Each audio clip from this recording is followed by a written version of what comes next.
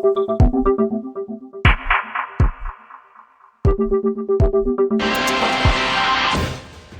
ng House Prosecution Panel na isumite na ang hinihinging sertipikasyon ng Senate Impeachment Court.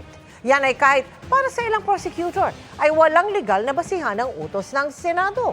Nakatutok si Tina Panganiban Perez. Kahit anila wala itong basehan sa konstitusyon o batas, malamang sumunod pa rin ang Kamara sa utos ng impeachment court na magsumite ng sertipikasyong interesado itong ituloy ang impeachment laban kay Vice President Sara Duterte. Ayon yan sa isa sa mga magiging prosecutor.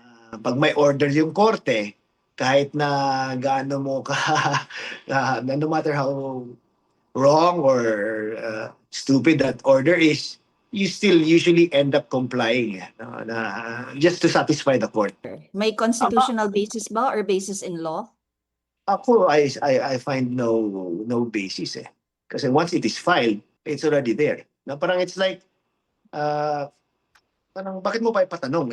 We filed it nga eh. May problema talaga, 'di ba? Questionable. Wala namang legal basis eh.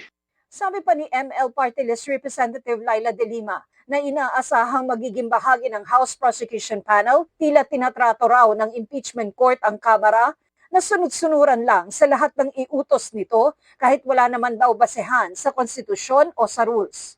Para umusad na ang impeachment proceedings, balak ng House Prosecution Panel na maghain sa Senate Impeachment Court ng mosyon para idaos na ang pre-trial.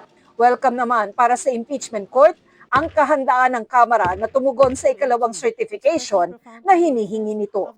Para sa GMA Integrated News, Tina Panganiban Perez, nakatutok, 24 oras.